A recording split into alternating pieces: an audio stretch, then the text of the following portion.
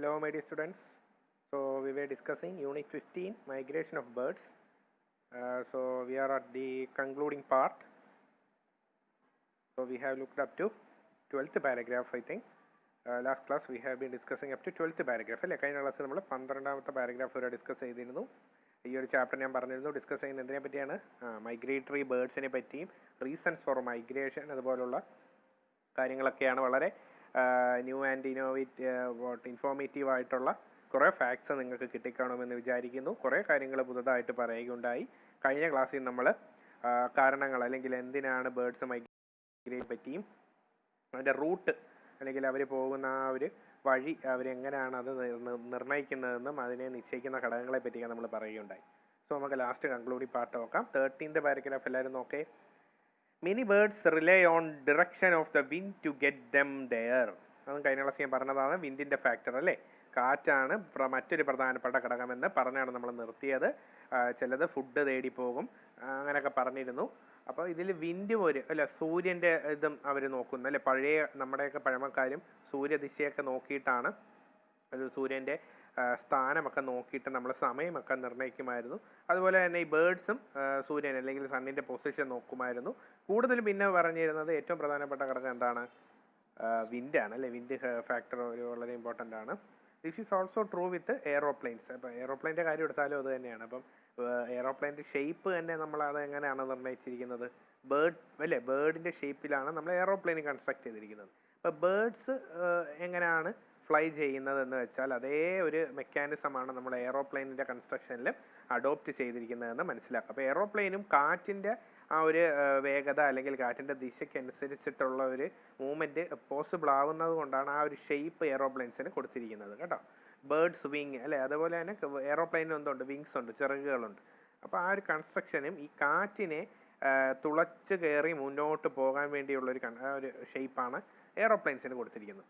If the wind is in your favor, your flight will be faster. അപ്പോൾ ഫ്ലൈറ്റിൻ്റെ case എടുത്തു കഴിഞ്ഞാൽ നമ്മൾ യാത്ര ചെയ്യുന്ന നമ്മുടെ എയറോപ്ലെയിനിൻ്റെ കാര്യം എടുത്തു കഴിഞ്ഞാലും എയറോപ്ലെയിന് ഒരു സ്പീഡിലാണ് പോകുന്നത്. പക്ഷേ അതിന് വേഗത കൂട്ടാൻ എന്തിനു കഴിയും, എയറോപ്ലെയിനിൻ്റെ വേഗത കൂട്ടാൻ കാറ്റിന് കഴിയുന്നത് പോലെ തന്നെയാണ് ബേർഡ്സിൻ്റെ കേസിൽ. അപ്പം പക്ഷികളും പറക്കുമ്പോഴും കാറ്റിൻ്റെ വേഗത അവരുടെ വേഗതയും നിർണ്ണയിക്കപ്പെടുന്നുണ്ട്. Research has revealed that many migratory birds take advantage of wind to take better progress.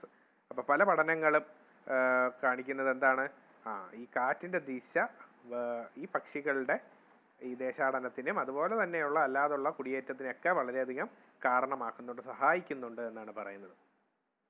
Scientists believe that a bird has an internal compass that permits orientation in a given direction. ഇവിടെ പറയുന്ന ഒന്നുമില്ല, നമ്മൾ കഴിഞ്ഞ ക്ലാസ്സിലും പറഞ്ഞിരുന്നു അവർക്ക് mental മാപ്പ് ഉണ്ടെന്ന് അല്ലേ, മെൻ്റൽ കോമ്പസ് എന്നൊക്കെ പറയുന്ന സംഭവം ഉണ്ടെന്ന് പറഞ്ഞു. മൈൻഡ് മാപ്പ് എന്നൊക്കെ പറഞ്ഞാൽ ഒന്നുമില്ല, അവരുടെ ഉള്ളിൽ തന്നെ എങ്ങോട്ടാ പോകേണ്ടത്, ഏത് ദിശയിലാണ് പോകേണ്ടതെന്ന് അവരുടെ ഉള്ളിലൊരു ഐഡിയ. പല സാങ്കേതിക വിദ്യകൾ മൊബൈൽ ഫോൺ നോക്കിയിട്ടും അല്ലാതെ ഗൂഗിൾ മാപ്പ് നോക്കിയിട്ടും അല്ലാതെ സൈൻ ബോർഡുകൾ അല്ലേ, പോകുന്ന വഴിക്ക് അങ്ങോട്ട് തിരിയുമ്പോൾ ഇന്ന സ്ഥലം, നേരെ പോയാൽ ഇന്ന സ്ഥലം, ഇത്ര കിലോമീറ്റർ കഴിഞ്ഞാൽ ഇന്നത്, ഇത് ഏത് ജംഗ്ഷൻ എന്നൊക്കെ എഴുതി വെച്ചിട്ടുണ്ട്. നമുക്ക് ഈസിയാണ് വായിക്കാം, അത് കണ്ട് അറിഞ്ഞ് മുമ്പോട്ട്. പക്ഷികൾക്ക് അങ്ങനെയാണോ? ഞാൻ കഴിഞ്ഞ ക്ലാസ്സിൽ പറഞ്ഞതാണ്, പക്ഷികൾ ഒരു മെൻ്റൽ കോമ്പസ് ഉണ്ട്, ഇന്ന ദിശയിലാണ്. ഇപ്പം ഇവർ ഈ സണ്ണിൻ്റെയൊക്കെ പൊസിഷൻ വെച്ചിട്ടും കാറ്റ്, ചില ഞാൻ പറഞ്ഞ ഗ്ലോബൽ വിൻഡുകളുണ്ട്, അതായത് ലോകത്തെല്ലായിടവും ഒരുപോലെ വീശുന്ന ചില കാറ്റുകളുണ്ട്.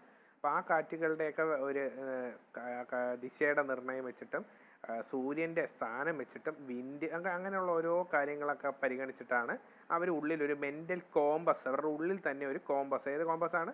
വടക്ക് നോക്കി യന്ത്രം കേട്ടോ, ദിശ കണ്ടുപിടിക്കുന്ന കോമ്പസിൻ്റെ കാര്യമാണ് ഇവിടെ പറയുന്നത്. ആ കോമ്പസ് അവരുടെ ഉള്ളിലുണ്ടെന്ന് പറയുന്നുണ്ട്.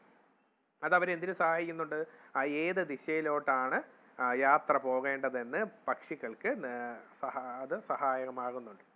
Many researchers conclude that birds rely on their olfactory എന്ന് പറയുന്ന ഒന്നുമില്ല, സെൻസ് ഓഫ് സ്മെല്ലാണ് കേട്ടോ. അവർക്ക് പക്ഷികൾക്ക് എന്തിനുള്ള സ്മെല്ലുണ്ട്, എന്തിനുള്ള സെൻസ് ഉണ്ട്, സ്മെല്ല് ചെയ്യാനുള്ള സെൻസ് ഉണ്ട്, കഴിവുണ്ട്, മണം പിടിക്കാൻ. അപ്പം അതേപോലെ ഈ സ്മെല്ല് വെച്ചിട്ട് ചില സ്ഥലങ്ങളിലോട്ട് പോകുമ്പോഴുള്ള സ്മെല്ലൊക്കെ അതന്നെ ഓൾഫാക്ടറി, അണ്ടർലൈൻ ചെയ്ത് പഠിക്കണം, ന്യൂ ടേമാണ്. Or magnetic cues to guide them to their destination. Magnetic cues എന്ന് പറയുന്നത് ഒരു കാന്തിക ആകർഷണം ചില സ്ഥലങ്ങളിലുണ്ട്. അപ്പോൾ അത് നമ്മളെല്ലാം ഇപ്പോൾ നമ്മളിപ്പോൾ ഹോട്ടലിൻ്റെ സ്മെല്ല് കേൾക്കുമ്പോൾ ഇന്ന സ്ഥലത്ത് ഹോട്ടലുണ്ട്, ഇപ്പം ചില ഫുഡ് അല്ല ചിക്കൻ ഫ്രൈഡോ അല്ലെങ്കിൽ അങ്ങനെ ഏതെങ്കിലുമൊക്കെ നമ്മളിപ്പോൾ ഒരു സ്ഥലത്തൂടി യാത്ര ചെയ്യുമ്പോൾ നമുക്ക് ആ ഒരു സ്മെല്ല് കിട്ടുമ്പോൾ നമ്മളെ പൊതുവെ അങ്ങോട്ട് ആകർഷിക്കും അല്ലേ. അത് ഒരു നല്ല വിശന്നിരിക്കുമ്പോഴാണ് ഈ ഒരു മണം അടിക്കുന്നെങ്കിലോ നിങ്ങൾക്ക് തന്നെ അല്ല, നമുക്ക് നല്ല ഒരു വിശപ്പുണ്ടെങ്കിൽ പിന്നെ വായിൽ വെള്ളം വരും. അപ്പം എന്തായാലും നമുക്ക് അവിടെ പോയി കഴിക്കാനായിട്ടുള്ള ടെൻഡൻസി തോന്നും. അപ്പം ഇതും അവിടെ തന്നെ ഇവിടെയും അവരെയും പക്ഷികൾക്കും അതുപോലെ തന്നെയാണ്. ചില ഫുഡ് എന്ന് പറയുമ്പോൾ ഇവരുടെ ഫുഡ് ഏതാണ്?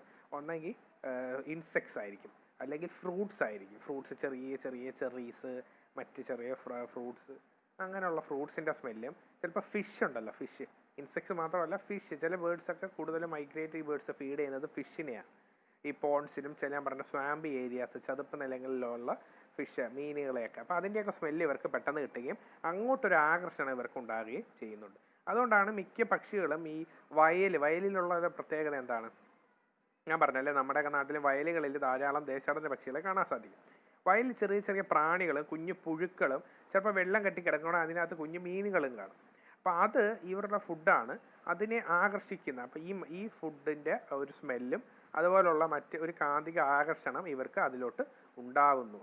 അതുകൊണ്ടും ഇവർക്ക് സ്ഥലം തെറ്റാതെ കൃത്യമായി ആ സ്ഥലത്ത് തന്നെ എത്തിച്ചേരാൻ സാധിക്കുന്നു. മനസ്സിലാകുന്നുണ്ടോ? Another hypothesis suggests that birds have an innate time program coupled with an inbuilt flight direction. Hypothesis എന്ന് പറഞ്ഞ ഒരു നിഗമനം അല്ലെ, നമുക്കൊരു നിഗമനമല്ല, ഒരു നമുക്ക് എന്താ ചെയ്യുക, ഒരു പ്രോബബിലിറ്റി. ശരിയാവാം തെറ്റാവാം കേട്ടോ, അതാണ് ഹൈപ്പോത്തിസിസ് എന്ന് പറയുന്നത്. മറ്റൊരു ഇത് പഠനങ്ങൾ സൂചിപ്പിക്കുന്നത് ബേർഡ്സിന് ഇന്നേ ടൈം പ്രോഗ്രാം, അതായത് ടൈം പ്രോഗ്രാം എന്ന് പറഞ്ഞാൽ മറ്റൊന്നുമില്ല, കൃത്യമായ ഒരു നിശ്ചിത ഒരു പ്ലാനിങ് ഇവരുടെ ഉള്ളിലുണ്ട്. സമയബന്ധിതമായുള്ള ഒരു ആസൂത്രണം ഇവരുടെ ഉള്ളിൽ നടക്കുന്നുണ്ടെന്ന് പറയുന്നുണ്ട്. നമ്മൾ എക്സാം ഒക്കെ ആകുമ്പോൾ ഇത്ര സമയം പഠിക്കണം, രാവിലെ എഴുന്നേൽക്കണം എന്നൊക്കെ നമ്മൾ പറയുന്ന പോലെ തന്നെ നിങ്ങൾ പക്ഷികളെ നിരീക്ഷിച്ചാൽ മതി. പക്ഷി നിരീക്ഷണം നല്ലൊരു ഹോബിയാണ്, നിങ്ങൾക്ക് എല്ലാവർക്കും തുടങ്ങാം. ചുമ്മാ കാക്കയും നമ്മുടെ ചുറ്റുമുള്ള മറ്റ് അതിനെയല്ല, അല്ലാതെ നമ്മൾ ഇതുവരെ നമ്മൾ പുതുതായിട്ട് കാണുന്ന പക്ഷികളെ പറ്റി അതിൻ്റെ ഫോട്ടോ എടുക്കുക, അതിനെപ്പറ്റി പിന്നീട് കൂടുതൽ പഠിക്കുക, അതിൻ്റെ ഫുഡ് ഹാബിറ്റ്സ് എങ്ങനെയാണ്, അതെന്തൊക്കെയാണ് കഴിക്കുന്നത്, അതിൻ്റെ വീട് എവിടെയാണ്, അങ്ങനെയുള്ള ഓരോ കാര്യങ്ങളൊക്കെ ഇതിൻ്റെ കുഞ്ഞുങ്ങൾ എങ്ങനെയാണ്, ആ കാര്യങ്ങളൊക്കെ പഠിക്കുന്ന നല്ലൊരു പഠന മേഖലയാണ്. അപ്പം ഇവിടെയും പറയുന്നത് ഇവർക്ക് എന്തുണ്ടെന്നാണ് പറയുന്നത്, ഒരു ടൈം പ്രോഗ്രാം ഉണ്ട്. ചില പക്ഷികൾക്ക് കൃത്യസമയം ഞാൻ പറഞ്ഞല്ലേ, ഇപ്പം ഇത്ര വർഷം കൂടുമ്പോൾ 11 വർഷം കൂടുമ്പോൾ മൈഗ്രേറ്റ് ചെയ്യുന്ന ബേർഡ്സ് ഉണ്ട്. ആർട്ടിക് ടേം എന്നൊക്കെ പറഞ്ഞ് ഏറ്റവും കൂടുതൽ ദൂരം മൈഗ്രേറ്റ് ചെയ്യുന്ന ബേർഡ്സാണ് ആർട്ടിക് ടേംസ്. ആർട്ടിക് ടേംസ് എന്ന് പറയുമ്പം ഈ ആർട്ടിക് ഏരിയ അല്ലേ, നോർത്ത് പോളിൽ നിന്ന് ഇങ്ങ് ഇക്വേറ്റർ വരെ, ആഫ്രിക്കയിലെ ചില കാടുകൾ വരെ അവർ മൈഗ്രേറ്റ് ചെയ്യുന്നുണ്ട്. ആലോചിച്ച് നോക്കണം എന്തുമാത്രം ദൂരമാണ് അവർ ട്രാവൽ ചെയ്യുന്നത്. Perhaps they have genetically programmed to fly in a given direction for a given period of time. അതും അവരുടെ ഉള്ളിലുണ്ട്. ജനറ്റിക്കലി എന്ന് പറഞ്ഞാൽ എന്താണ്? നമ്മൾ നേരത്തെ പറഞ്ഞ എൻഡോജനിക്കാണ്, ഉള്ളിലുള്ള ഒരു ഘടകമാണ്. രണ്ട് ഫാക്ടേഴ്സ് ഉണ്ടെന്ന് പറഞ്ഞു, എക്സോജനിക്കും എൻഡോജനിക്കും. എക്സോജനിക് എന്ന് പറഞ്ഞാൽ ഈ നേരത്തെ പറഞ്ഞ ഫുഡ്, ബ്രീഡിങ്, അങ്ങനെയുള്ള കാര്യങ്ങളാണ്. എൻഡോജനിക് എന്ന് പറയുമ്പോൾ ഉള്ളിലുള്ള ജനറ്റിക്കലായിട്ടുള്ള കാര്യമാണ്. അപ്പം അതിനും ഇവർക്ക് എന്തുണ്ട്? അങ്ങനെ ഒരു കഴിവുണ്ട്. Some studies have proven this theory to be correct. But more research is required to establish this as fact. പക്ഷേ ഇപ്പോഴും പഠനങ്ങൾ നടക്കുകയാണ് ഇതിനെപ്പറ്റി. കൂടുതൽ പഠനങ്ങൾക്ക് വിധേയമായിക്കൊണ്ടിരിക്കുന്ന ഒരു മേഖലയാണ് ഈ പക്ഷിശാസ്ത്രം എന്ന് പറയുന്നത്. In a flock which helps them to keep a right course and when they fly. അത് നമ്മുടെ ചിത്രങ്ങൾ, ഇതിനകത്ത് തന്നെ ചിത്രങ്ങൾ നിങ്ങൾ കണ്ടിട്ടുണ്ടായിരിക്കും പല വീഡിയോസിലും അല്ലെ. മറ്റേ ഒരു ചിത്രം പോലെ ഒരു പൂച്ചികളെ പോലെ തോന്നും, പക്ഷെ അത് പൂച്ചികളല്ല, അല്ലെങ്കിൽ ചെറിയ പ്രാണികളെ പോലെ തോന്നുമെങ്കിലും അതൊരു പക്ഷികളുടെ കൂട്ടം പല പല ഷേപ്പുകളിൽ ഇങ്ങനെ പോകുന്നതും നിങ്ങൾ കണ്ടിട്ടുണ്ടായിരിക്കും. അതുപോലെ നിങ്ങൾ ഈ സന്ധ്യയൊക്കെ ആകുമ്പോൾ ആകാശത്തോട്ട് നോക്കണം. സന്ധ്യ എന്ന് പറഞ്ഞാൽ 6 മണി, ഒരു 6:30-ക്ക് ശേഷമല്ല, ഒരു ചെറിയ മറ്റേ സൂര്യൻ അസ്തമിക്കാറാകുമ്പോഴുള്ള ആകാശത്ത് നോക്കുമ്പോൾ നിങ്ങൾക്ക് കാണാൻ സാധിക്കും ഒരു പർട്ടിക്കുലർ ഷേപ്പിൽ, ഒരു ട്രയാങ്കുലർ ഷേപ്പിലോ, അല്ലെങ്കിൽ നമ്മൾ ഇങ്ങനെ കാക്കയും, അല്ലെങ്കിൽ കാക്കകൾ മാത്രമല്ല പല പക്ഷികളും ഒരേ ഒരു കാണാൻ നല്ല ഭംഗിയായിരിക്കും, ഒരു പർട്ടിക്കുലർ ഷേപ്പിൽ പറന്നു പോകുന്നത് കാണാൻ സാധിക്കും അല്ലേ. എൽ ഷേപ്പിൽ, അതുപോലെ തന്നെ ഇസഡ് ഷേപ്പിൽ, കെ ഷേപ്പിലൊക്കെ ഇങ്ങനെ പറന്നു പോകുന്നത് കാണാൻ സാധിക്കും. അതെന്താ സൂചിപ്പിക്കുന്നത്? ഒരു പക്ഷി മുന്നിൽ പോകുന്നത് ആ പക്ഷിയുടെ ചൂട് പിടിച്ച് പോകുന്നതാണ്. Most birds migrate in a flock. അതാണ് ആ ഫ്ലോക്കിന്റെ കാര്യം പറഞ്ഞത്. സം ബേർഡ്സ് ലൈക്ക് ഹോക്സ് എന്ന് പറഞ്ഞാൽ പരുന്തിന്റെ തന്നെ മറ്റൊരിതാണ്. ടർക്കീസ് എന്ന് പറഞ്ഞാൽ നമ്മുടെ കോഴി, ടർക്കി കോഴി. അതുപോലെ തന്നെ വൾച്ചേഴ്സ്, കഴുകൻ, and other raptors do not fly over water. ഇങ്ങനെയുള്ള കോഴികളൊന്നും എവിടെ കൂടി ഫ്ലൈ ചെയ്യത്തില്ല, വെള്ളത്തിന്റെ മുകളിലൂടെ ഫ്ലൈ ചെയ്യാറില്ല. And try to keep to land mass air possible. ഈ പറഞ്ഞ പക്ഷികളൊന്നും വെള്ളത്തിന് അത് ലാൻഡ് ഏരിയയിലൂടെ മാത്രം പറന്നു പോവുകയാണ്. ഇനി ചില പക്ഷികൾ നിങ്ങൾക്ക് കാണാൻ സാധിക്കും, ഈ പുഴയുള്ള സ്ഥലങ്ങളിൽ മാത്രം ചില പക്ഷികൾ വന്നിരിക്കും. അതെന്ന് പറയുന്നത് അവർക്ക് പുഴയുടെ മുകളിലൂടെ, അതായത് അവർക്ക് ആ പുഴയുടെ അകത്തോട്ട് കയറി പറന്ന് മുകളിലോട്ട് പൊങ്ങാനുള്ള കഴിവുണ്ട്, മീൻ പിടിക്കാനുള്ള കഴിവുണ്ടൊക്കെ പറയും. കിങ്ഫിഷറൊക്കെ അല്ലേ, പൊന്മാൻ നിങ്ങൾ കണ്ടിട്ടുണ്ടായിരിക്കും, അതിനൊക്കെ അങ്ങനെയുള്ള കഴിവുണ്ട്. പക്ഷെ ചിലത് വെള്ളത്തിന് മുകളിലൂടെ പറക്കത്തില്ല, അത് അവർക്കൊരു പേടിയാണ്. Most song birds like thrushes, cuckoos, warblers travel only during night. പിന്നെ സോങ് ബേർഡ്സ് എന്ന് പറയുന്ന ഈ കരയുന്ന, ഇങ്ങനെ കരയുന്ന നല്ല ഈണത്തോടുകൂടി കരയുന്ന ചില പക്ഷികളുണ്ട്. അവ രാത്രി കാലങ്ങളിൽ മാത്രമായിരിക്കും ട്രാവൽ ചെയ്യുന്നത്, പറക്കുന്നത് എന്നും പറയുന്നുണ്ട്. This is useful to escape predators and cool nights make for better fly. അത് എന്തിനാന്ന് വെച്ചാൽ അവരെ പിടിക്കാൻ നടക്കുന്ന ചില കാണുമല്ലോ, ചില മൃഗങ്ങൾ കാണുമല്ലോ, അതിൽ നിന്നൊക്കെ രക്ഷപ്പെടാനും, അതുപോലെ തന്നെ കൂൾ നൈറ്റ്, രാത്രി കാലങ്ങളിൽ നല്ല തണുപ്പായിരിക്കുമല്ലോ, അപ്പോൾ ആ തണുപ്പത്ത് പറക്കാൻ വളരെ നല്ലൊരു കണ്ടീഷനാണ്. അപ്പോൾ അതൊക്കെ വെച്ചിട്ടാണ് അവർ ഇപ്പോൾ രാത്രി കാലങ്ങളിൽ പറക്കുന്നത് എന്ന് പറയുന്നുണ്ട്. Many predatory soaring birds like hawks and eagles and birds like swifts, storks and swallows only by day. Predatory soaring birds എന്ന് പറയുന്നത് ഒന്നുമില്ല, നമ്മുടെ ഈ കഴുകന്, പരുന്ത് പോലുള്ള predatory birds, ഈ ഇരയെ തേടി പിടിച്ച് കഴിക്കുന്ന ചില പക്ഷികളുണ്ട് കേട്ടോ. അത് നമ്മുടെ ഈ പരുന്തൊക്കെ തന്നെയാണ് പ്രധാനമായി. അതുപോലെ സ്വിഫ്റ്റ്, സ്റ്റോക്ക്, സ്വാലോസ് കുറച്ചുകൂടിയൊക്കെ വേഗത്തിൽ പറക്കുന്ന പക്ഷികളാണ്. ഇവയൊക്കെ എപ്പോഴായിരിക്കും പറക്കുന്നത്? രാവിലെ ആയിരിക്കും. ഇവരുടെ ഫുഡ് രാത്രിയിലല്ല, രാവിലെയാണ് ഇവർ കണ്ടെത്തി കഴിക്കുന്നത്. അതുകൊണ്ടാണ് അവർ രാവിലെ കാലങ്ങളിൽ പറക്കുന്നത്. അപ്പം ഇപ്പം തന്നെ എനിക്ക് തോന്നുന്നു ഒരുപാട് ബേർഡ്സിൻ്റെ പേര് ഞാൻ ഈ ഒരു ചാപ്റ്ററിൽ പറയുകയുണ്ടായി. നിങ്ങൾ എന്ത് ചെയ്യണമെന്ന് വെച്ചാൽ ഈ ചാപ്റ്ററിൻ്റെ തുടക്കം മുതൽ ഞാനിപ്പോൾ അവസാനം പഠിപ്പിച്ച് തീരുന്നത് വരെ, ഈ ഒരു 16ാം പാരഗ്രാഫ് വരെ ഏതൊക്കെ ബേർഡ്സിൻ്റെ പേരാണ് അത് പറയുന്നത് അണ്ടർലൈൻ ചെയ്ത് വെക്കണം. ഓക്കെ, എളുപ്പമാണ് കണ്ടുപിടിക്കാൻ. ഞാൻ ഇപ്പം തന്നെ ഒരുപാട് ബേർഡ്സിൻ്റെ പേര് പറഞ്ഞു കഴിഞ്ഞ വീഡിയോയിലും ഇന്നത്തെ വീഡിയോയിലും. അപ്പോൾ നിങ്ങൾ എന്ത് ചെയ്യണം? ടെക്സ്റ്റ് എടുക്കുക, ഇതിനകത്ത് ആ ബേർഡ്സിൻ്റെ പേര് പറഞ്ഞു. ഒരുപാട് പുതിയ ബേർഡ്സിൻ്റെ പേര് നിങ്ങൾക്ക് കിട്ടിക്കാണ്, അത് അണ്ടർലൈൻ ചെയ്ത് പഠിക്കുക. ബേർഡ്സ് ലൈക്ക് എന്ന് തന്നെ അവർ പറയുന്നുണ്ട്, പക്ഷികൾ. ബേർഡ്സ് ലൈക്ക് ഇപ്പം തന്നെ സ്വിഫ്റ്റ് പറഞ്ഞു, സ്റ്റോക്സ്, സ്വാലോസ്. നേരത്തെ പറഞ്ഞു predatory soaring birds like hoax, Eagles. അതുപോലെ കഴിഞ്ഞ പാരഗ്രാഫിലും ടർക്കീസ്, വൾച്ചേഴ്സ്, റാപ്റ്റേഴ്സ് എന്നൊക്കെ പറയുകയുണ്ടായി.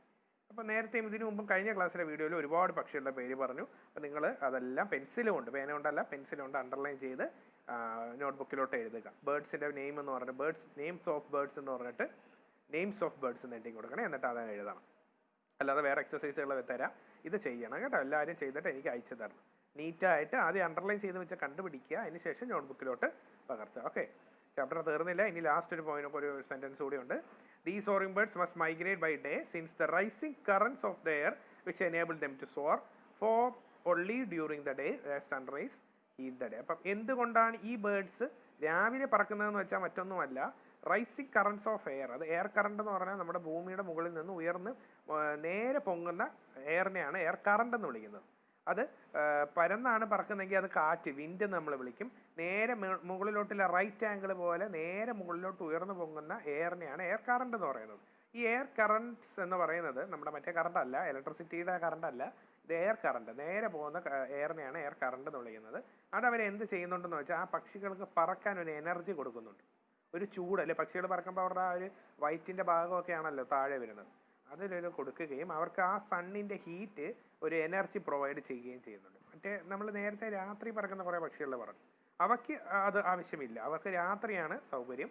ഈ പക്ഷികൾ രാവിലെ ആയിരിക്കും പ്രിഫർ ചെയ്യുന്നത്. അപ്പോൾ ഇത്രയും കാര്യങ്ങളാണ് പറയുന്നത്. ഇത് ലാസ്റ്റ് പാരഗ്രാഫിൽ കുറേ ബേർഡ്സിൻ്റെ പേരും പറയുന്നുണ്ട്, അവരെപ്പോഴൊക്കെയാണ് സഞ്ചരിക്കുന്നത്, time, which time they migrate or go out for food. അവരുടെ ആഹാരം തേടിയുള്ള, അവരുടെ പ്രേ അല്ലെങ്കിൽ അവരുടെ ആഹാരങ്ങൾ തേടിയുള്ള അവരുടെ യാത്രയെ പറ്റിയാണ്. ഓക്കെ, അപ്പോൾ ധാരാളം പുതിയ കാര്യങ്ങൾ, ഒരുപാട് കാര്യങ്ങൾ ഈ ഒരു ചാപ്റ്ററിൽ മൈഗ്രേഷൻ ഓഫ് ബേർഡ്സ് എന്ന് പറഞ്ഞ ചാപ്റ്റർ നിങ്ങൾക്ക് കിട്ടി. നല്ല ഇൻട്രസ്റ്റിംഗ് ആയിട്ടുള്ളതും ഫാക്ട്ഫുൾ ആയിട്ടുള്ളതും ഇൻഫോർമേറ്റീവ് ആയിട്ടുള്ള ചാപ്റ്ററാണ്. So go through the chapter, read at least one time. ഞാൻ 2 3 ഒന്നും പറയുന്നില്ല, ഒരു വട്ടം നല്ലതായിട്ട് മനസ്സിരുത്തി നിങ്ങൾ വായിക്കണം. അതുപോലെ ഈ ബേർഡ്സിൻ്റെ പേര് അണ്ടർലൈൻ ചെയ്തിട്ട് നോട്ട്ബുക്കിലോട്ട് നീറ്റായിട്ട് എഴുതിയിട്ട് എനിക്ക് അയച്ചു തരണം. ഓക്കെ, അപ്പോൾ നമുക്ക് അടുത്ത ക്ലാസ്സിൽ ഇതിൻ്റെ എക്സസൈസ് നോക്കാം. So read the text. Thank you.